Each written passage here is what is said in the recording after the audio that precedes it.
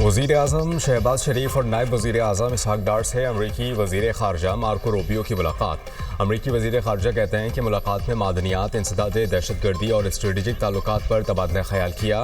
Board of peace में शमूलियत पर पाकिस्तान की हिमायत को सराहते हैं। गाजा में पायदार अमन हमारा मिशन है। वज़ीर आज़म शहबाज शरीफ का बोर्ड ऑफ पीस इजलास से खिताब। कहा, देरपा अमन के लिए गाजा में सीज़ फायर की खिलाफ वर्जियाँ खत्म होनी चाहिए। फ़लस्तीनी अवाम को अपनी सरजमीन का मुकम्मल हक होना चाहिए। आज़ाद खुद मुख्तार फ़लस्तीनी रियासत का क़याम पायदार अमन के क़याम के लिए नागुज़ीर है।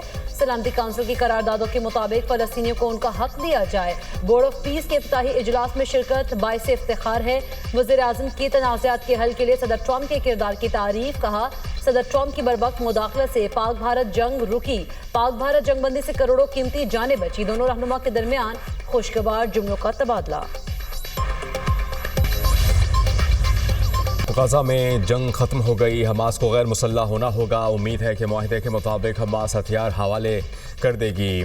ट्रंप का अमन बोर्ड इजलास से खिताब। कहा कि गाजा की तामीर नौ में 9 ममालिक हिस्सा डाल रहे हैं। $7 अरब से ज़ायद रकम देने का वादा किया है। अमरीका $10 अरब देगा। पायदार अमन के क़याम के लिए गाजा अमन बोर्ड अहम फोरम है। अक़वाम मुत्तहिदा के साथ मिलकर काम करेंगे। ऐसा गाजा चाहते हैं जिस पर मुनासिब तरीके से हुकूमत हो। नहीं सोचें कि जंग के लिए फ़ौज भेजना ज़रूरी होगी। ईरान के साथ भी बातचीत के ज़रिए मसला हल करना चाहते हैं। 10 दिन में ईरान से मुताल्लिक पता चल जाएगा। ईरान को एटमी हथियार नहीं रखने देंगे। मुआहिदा ना किया तो नताइज बुरे होंगे। ईरान हमारे साथ अमन के रास्ते पर चले। ईरान के पास एटमी हथियार हुए तो इलाके में अमन नहीं होगा। अमरीकी सदर डोनाल्ड ट्रंप की ज़ेर सदारत बोर्ड ऑफ पीस का पहला इजलास। पाकिस्तान समेत 47 ममालिक की शिरकत। इजलास से पहले शुरका का ग्रुप फोटो। सदर ट्रंप ने शुरका से मुसाफा किया। बोर्ड ऑफ पीस इजलास में सदर ट्रंप ने वज़ीर आज़म और फील्ड मार्शल की तारीफों के पुल बांध दिए। ट्रंप ने फील्ड मार्शल को गुड फाइटर करार दे दिया। कहा, फील्ड मार्शल अजीम जनरल और टफ फाइटर हैं।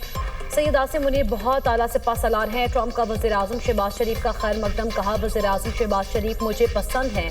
सदर ट्रंप का अपने खिताब में एक बार फिर पाक भारत जंग का तस्करा। कहा, पाकिस्तान और भारत की जंग शिद्दत अख्तियार कर रही थी। पाक भारत जंग में 11 जंगी तैयारे गिराए गए। हमने अपना किरदार अदा करते हुए पाक भारत जंग को रुकवाया। शहबाज शरीफ ने कहा, मैंने जंग रुकवा कर कई जिंदगियां बचाई हैं। जंग के दौरान वज़ीर आज़म शहबाज शरीफ से करीबी ताल्लुकात कायम हुए। मैंने 8 जंगें रुकवाई। 9वीं जंग खत्म करने के करीब हैं। बोर्ड ऑफ पीस में पाकिस्तान को बड़ी पज़ीराई मिली। अमरीकी सदर ने पाकिस्तान के किरदार को सराहा। वफाकी वज़ीर इत्तलात अता तारर कहते हैं, फ़ख्र की बात है। सदर ट्रंप ने वज़ीर आज़म और फील्ड मार्शल सैयद आसिम मुनीर की तारीफ़ की। पाकिस्तान आलमी सतह पर एक अहम मुल्क के तौर पर सामने आया। ये पाकिस्तान की कामयाब खारिजा पॉलिसी है कि पाकिस्तान की दुनिया में इज्जत हो रही है। वज़ीर आज़म ने फ़लस्तीनियों का मुकदमा भरपूर अंदाज में लड़ा। आज़ाद फ़लस्तीनी रियासत का क़याम अमन के लिए बहुत ज़रूरी है। पहले पाकिस्तान तन्हाई का शिकार था, अब हर आलमी मामले पर अहम प्लेयर बनकर उभर रहा है। जब क़यादत ईमानदार हो तो इसका नतीजा हमेशा मुस्बत निकलता है। वज़ीर आज़म और अमरीकी सदर के दरमियान मुलाकात खुशगवार रही। वज़ीर आज़म शहबाज शरीफ का बानी PTI के खिलाफ हर्जाना केस। सुप्रीम कोर्ट ने बानी PTI की दरख्वास्त पर ट्रायल कोर्ट में कार्रवाई से रोक दिया। वज़ीर आज़म शहबाज शरीफ को नोटिस जवाब तलब। सुप्रीम कोर्ट ने कहा कि केस को जल्द समाअत के लिए मुकर्रर किया जाए। वकील अली जफ़र बोले, बानी PTI की टांग में गोली लगी थी, ज़ख्मी होने के बाइस पेश ना हो सके। जस्टिस आयशा मलिक ने रिमार्क्स दिए कि मुकदमे में मेरा इख्तलाफी नोट है। ट्रायल कोर्ट ने हक़ दिफा ख़त्म करने से पहले 2 तारीखों पर बानी का ज़ख्मी होना तस्लीम किया। ज़ख्मी होना तस्लीम करने के बाद हक़ दिफा कैसे ख़त्म किया जा सकता है? हम मुकदमे में दूसरे फरीक को नोटिस कर रहे हैं।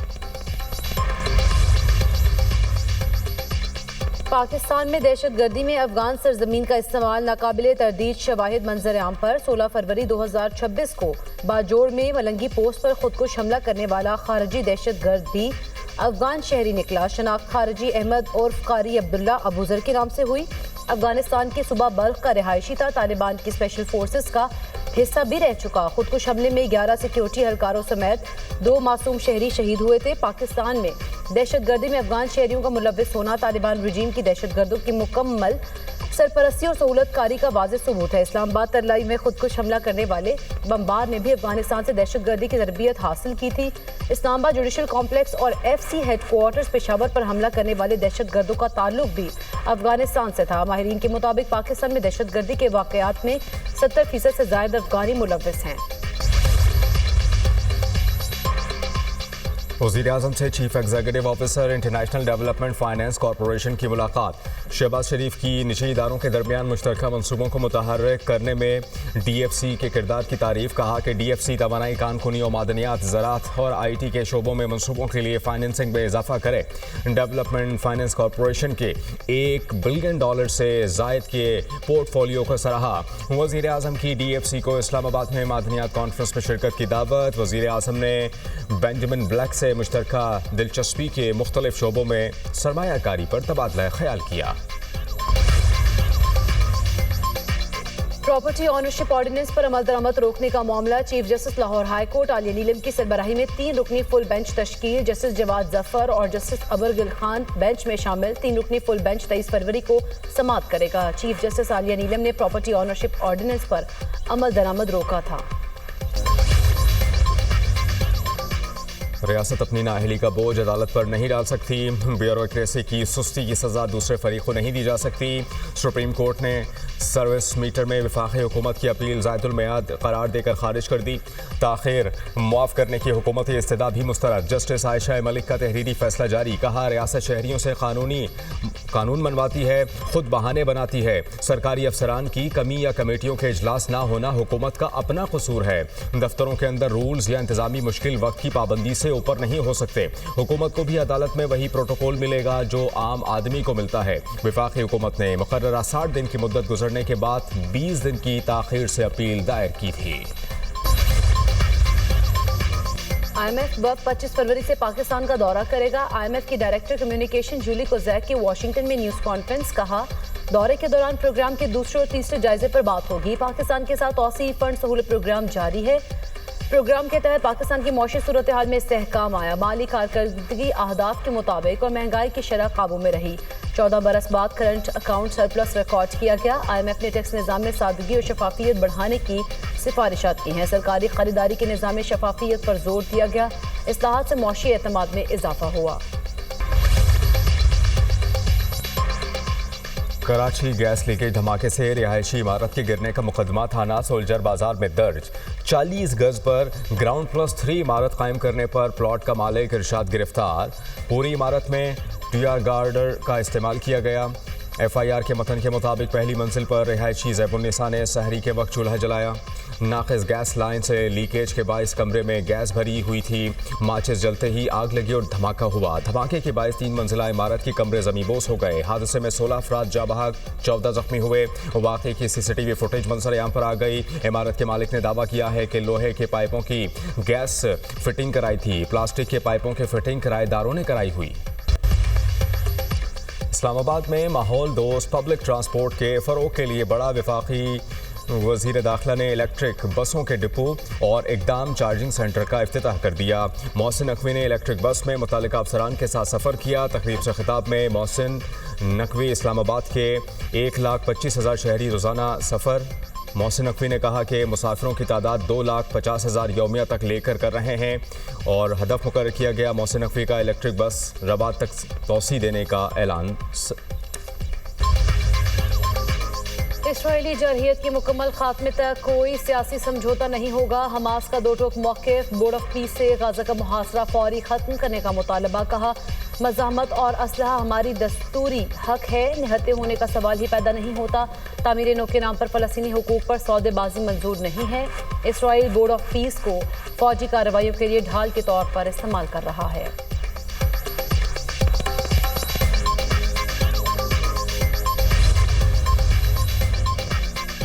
अमेरिकी सदर डोनाल्ड ट्रंप के बयानात फौजी जारहत का हकीकी खतरा है। ईरान का अक़वाम मुत्तहिदा के सरबराह को ख़त लिखा, खचीदगी या जंग नहीं चाहते, हम जंग का आगाज़ नहीं करेंगे। अगर हमला हुआ तो भरपूर और मुनासिब जवाब दिया जाएगा।